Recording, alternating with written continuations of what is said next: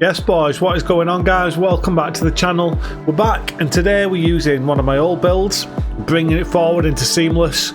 This is the Blood Bruiser.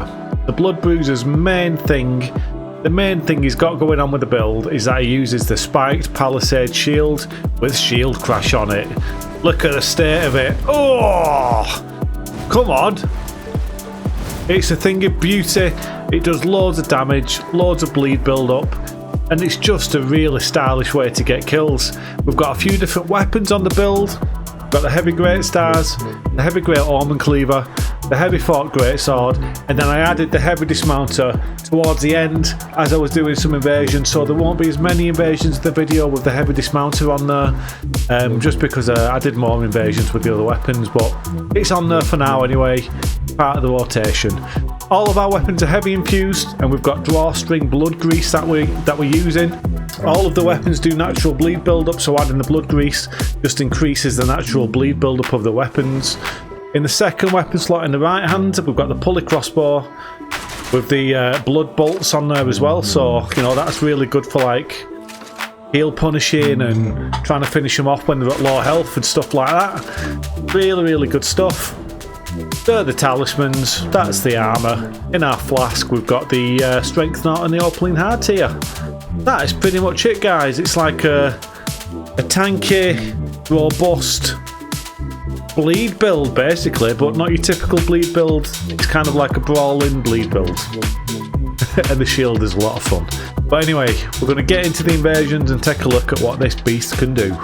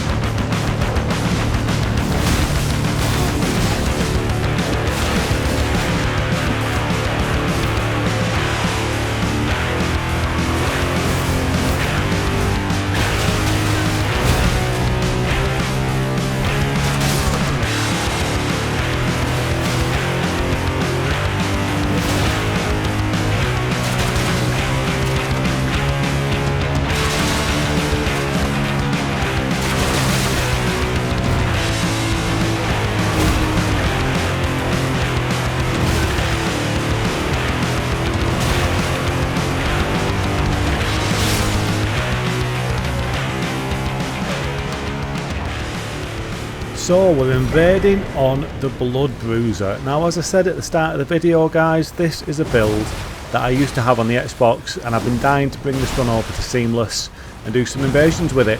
It was always a really powerful build, it was a fun build, it's always been really successful, so I knew it'd just be a case of bringing it over to Seamless and it'd be successful once again. So let's just take a little look at this invasion that we've got going on here. I remember this one really well from the other day. These two are being a little bit pesky if I don't say so myself. The guy in the knight armour there, he's got the halo scythe. Is that the halo scythe or the winged scythe, is it? I think it might be the winged scythe. But that's got the Ash of War that we all know so well, where if it hits you with the Ash of War, like he just did to me now, you're not able to heal. And it puts you in a little bit of a predicament, because if you can't heal and you've got these two Schmeagles running at you like they were being really aggressive. You can see they're just running at me and running at me and running at me, and he keeps spamming that Ash of War, trying to make it so I can't heal constantly. It's a little bit of hard work, you know, it's a little bit of a bad situation. Now don't get me wrong, I was trying my best to avoid him. I did whiff quite a lot of Ashes of War, as you will see. I do manage to avoid some, but he hit me with enough of it for it to be a problem, so I was kind of on the back foot in this invasion. But I did have a bit of a plan that formulated the longer things went on. If these two were persistent in playing underhand tactics, I was going to play some underhand tactics of my own. There is a big prawn shrimp man knocking about around here. There he is. The big boy, the reinforcements. It was just a case of getting some help, guys, because I don't know if I would have won this invasion without the help. I needed to get some backup. And it's not bad backup to have, really, when you think about it. Oh, and guess what? There's only two of them. And Mr. Scytheman is about to is about to say his farewells. See, we just finished him off with a pulley crossbow, and you know he's getting teabagged. You just know that man is getting teabagged in this situation.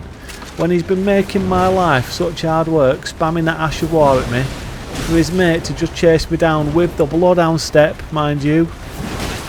He is getting teabagged, boys, and he just got sniped, he just got squashed. I'm getting hit all over the place by the shrimps. They just hate everyone. They're not biased to me or the hosts of the world. They just hate everyone. This was a funny invasion. Look at this. I spawned in and it's absolute chaos. It's absolute chaos straight off the bat. These two are in the worst situation ever. Spawning, iframes active, shield crash available on the palisade shield. In a small little room in the dark. It's just bad news for these two. So yeah, the main aspect of this build, guys, is the palisade shield, and it was the same on the Xbox. I've always used it on this build. It's really fun. It's really fun Ash of War to use. Look, we just used it on him now, sent him flying. It does amazing bleed build up when you use it. You can buff it in all kinds of lovely jubbly ways. It's a really fun weapon to use. You could beef it up even more in terms of being an actual shield, you know, if you use the shield in Talisman. It's a funny one. Like, if you use the shield with shield crash, you can use it in a really offensive way, which I try to do. That's why I've got it on a build. I'm not using it for defensive reasons. I'm using it for offensive reasons, and it's a really effective piece of kit. You can buff the Ash of War, like I've just said, so you can make the Ash of War more powerful.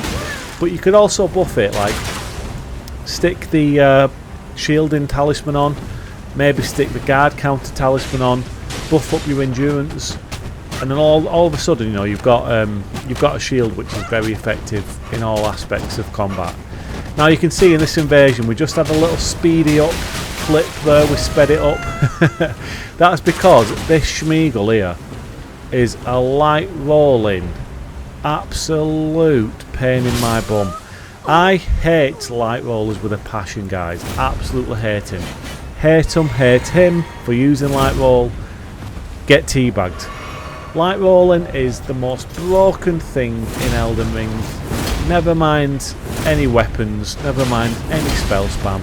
Light rolling for me is as bad as it gets. So whenever I'm chasing a light roller around for 20 minutes trying to kill him, you know he's getting teabagged, boys. You just know it's happening. And his mate has come back as well. His mate was idle at the start of this invasion, but now his friend's back and he's light rolling as well. So, you know, it's inevitable, guys. The teabags are coming. The teabags are coming.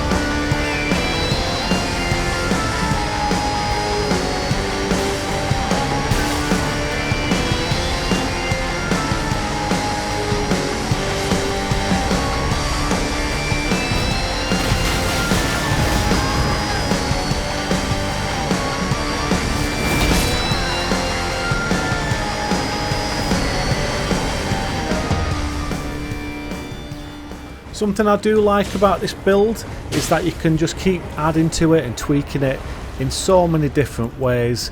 You can just keep adding weapons to it, like it could accommodate a hell of a lot of different weapons, which could tweak the play style. You know, I've only scratched the surface on like the different types of weapons you could add to this build. I did add the, is it the Omen Cleaver, the big curved sword that I've used. I only used that for a few invasions. I think I've got a couple coming up shortly, but they kind of were added a few days into doing some invasions with this build, so I didn't have as many invasions with that weapon as I did with some of the other ones. But like I said, you know, there's all sorts you could do with it. Think little maces and little straight swords, whips you could use. You could tweak the stats slightly and maybe use some more colossal weapons. But yeah, you know, it's so variable. It's such a build that you could just do so many different things with. The Blood Bruiser, I absolutely love this, guys. Really good build. Is one of my favourite ever builds that I made, and to be honest, it's probably one of the most successful builds I ever made as well. One of my all-time favourites. You can see with the Ashes of War that we're using as well, they're all kind of hard-hitting Ashes of War that I can use if someone's pushing me. A thing about the Shield Crash Ash of War, you could say I just got a kill on him there with it now. If someone attacks you, say with like a colossal weapon, whilst doing it, you often get knocked out of the animation and shield broken. Now, I think you could buff the resistance to things like that with maybe using the shield guarding talisman. Maybe that would up the ability to withstand hits while you was doing that Ash of War. But it's just a case of timing, you know. You've kind of just got to think about when to use it. You can't just spam it. Timing is very important with it, because like I say, you can get knocked out of the animation. So it's just another way you could tweak the build, isn't it? I like to use it offensively, but you could definitely tweak this build to make it more of a defensive tool and have the Ash of War for offensive purposes as well, you know. Use it best of both worlds. This is the last invasion of the video now, guys. Really pretty funny one, this. We get the death animation on him as we knocked him off his horse. And then we just go and take care of his mate who's further up here. But yeah, he doesn't stand much of a chance either. Really good build, really successful build. Guys, thanks for watching. Thanks for dropping back in and watching the video. I hope you've enjoyed it. If you've not subscribed to the channel, maybe consider subscribing. I'd really appreciate it. But if not, thanks for being here either way and just watching the videos. Look after yourselves, guys. Enjoy the rest of your day, and I'll see you all on the next one.